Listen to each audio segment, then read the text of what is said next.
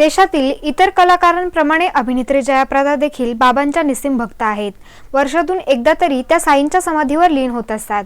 आज माध्यान्ह आरतीनंतर जयाप्रदा यांनी साईंच्या समाधीचे दर्शन घेतल्यानंतर पत्रकारांशी बोलताना त्यांनी देशाचे पंतप्रधान नरेंद्र मोदींचे नोटाबंदीसाठी कौतुक करत त्यांना शुभेच्छा दिल्या आहे। तर त्याचबरोबर समाजवादी पार्टीमध्ये महिलांना सन्मान दिला जात नाही, तेव्हा ज्या पक्षात महिलांचा सन्मान असेल अशा पक्षाने आपल्याला आमंत्रित केले तर आपण नक्कीच जाऊ। त्याचबरोबर सध्या उत्तर प्रदेशमध्ये निवडणुकीचे सत्र सुरू असून सत्यमेव जयते होण्यासाठी आपण साईबाबांना प्रार्थना केली असल्याचे जयाप्रदा यांनी सांगितले। सत्यमेव जयता, सत्य जहाँ पे है वहाँ जय हमेशा रहता है। और आज हम भगवान से यही प्रार्थना करते हैं कि सारे दुनिया में जितने दुख है वो सब समाप्त हो जाए और सबके लिए खुशहाल आ जाए। और ख़ास तौर मैं बाबा के भक्त हूँ, इसलिए मैं हर साल आती हूँ और जो बाबा के सामने मानती हूँ वो सब बाबा पूरा करते हैं। तो इसलिए मैं इस बार जो चुनाव का माहौल है तो उसमें हमेशा न्याय के तरफ भगवान रहता है, इसलिए बाबा से अनुरोध करती हूँ कि ख़ास तौर उत्तर प्रदेश में ये जो गुंडाइज़म है, जो बलात्कार होती है और सत्ता पे होने के बावजूद भी उसको कंट्रोल नहीं कर पाते हैं, उनके बजाय जो अपने लोगों के लिए, हिंदू लोगों के लिए जो नोटबंदी को समर्थन करने वाले को, उनको मैं अपील करती हूँ, न्याय और धर्म के लिए ये युद्ध चल रहा है, उसमें न्याय दिलाए। देखो, ये तो चुनाव का माहौल है और मैं यही बताना चाहती हूँ कि जो मौजूदा सरकार थी उस वक्त जो महिलाओं के लिए, ख़ास तौर बालिकाओं के लिए जो अन्याय हुआ है, अब मैं उन सबके मांग को अपील करती हूँ कि सोच समझ के वोट दीजिए और जो आपके लिए, जो समाज के लिए जो न्याय मिलने वाला है, जिस सरकार आने से महिलाओं को ख़ास तौर जो रक्षा मिलेगी उन्हीं को वोट दीजिए। देखिए, मैं सपा में थी, अब नहीं है, मुझे निकाला गया। सिर्फ मुख्यमंत्री जी के तरफ मैं खड़ी नहीं हूँ, मैं ऐसा नहीं हूँ कि अखिलेश जी के विरोध में थी। हमेशा आज भी मैं कहती हूँ कि अखिलेश हमारे भाई हैं, क्योंकि मुलायम सिंह जी हमारे पिता समान हैं और हमारे सर्वोपरि है पार्टी के लिए। आज उनको पार्टी से पद से निकाल दिया, पार्टी से नहीं, पद से अखिलेश ने उनको नेशनल प्रेसिडेंट से उनको हटा के वो खुद बन गए। वो उसी सिलसिले में नेताजी को हम सम्मान करते हैं, उनको, उनके तरफ हम खड़े हैं दुख में, इसलिए हमको भी पार्टी से निकाल दिया था।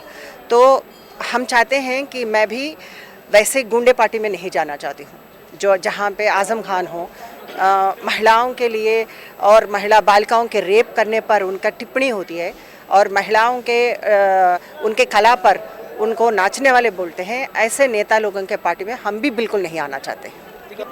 देखिए, मैं 6 साल से मैं पॉलिटिक्स में दूर रही, इसलिए दूर रही कि ऐसी पार्टी से जुड़े हुए भी मैं कुछ नहीं कर पाई, न्याय नहीं कर पाई, तो इसलिए मैं पॉलिटिक्स में रहते हुए भी मैं दूर रहा।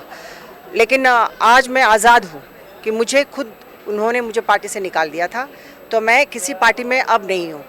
जहाँ पे मुझे सम्मान मिलेगा, जहाँ पे सारे महिलाओं को, मुझे नहीं सिर्फ सारे समाज को सम्मान करने वाले पार्टी में अगर बुलावा आएगा, सम्मान देंगे तो मैं ज़रूर जाऊँगी। मैं ये बताना चाहती हूँ कि अभी तक मैंने मैंने अपनी आवाज़ मैंने बुलंद करके नहीं कहा, लेकिन आज आप लोग मेरे सामने मुझे मजबूर कर रहे हैं, इसलिए मुझे बोलना पड़ रहा है।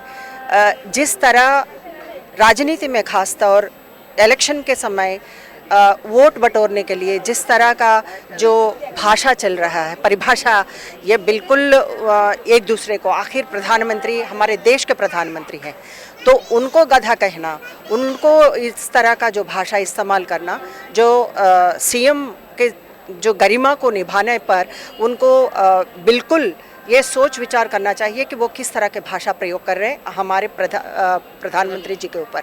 सो ये बहुत दुख की बात है और चुनाव बहुत करीब है और जनता बताएगी कि कौन इसमें काबिल है और कौन सीएम के पद पर, कुर्सी पर बैठ सकते हैं, ये जनता बताएगी। नरेंद्र मोदी जी, देखिए, कितना भी हो, इनिशियल स्टेज में हमको थोड़ा बहुत तकलीफ़ हुई है नोटबंदी से, लेकिन लेकिन देश में ये जो नेता ये जो प्रयोग उन्होंने किया है कि नोटबंदी की वजह से गरीब से जो अमीर है उनका जो सेपरेशन है उसको ख़त्म कर दिया था।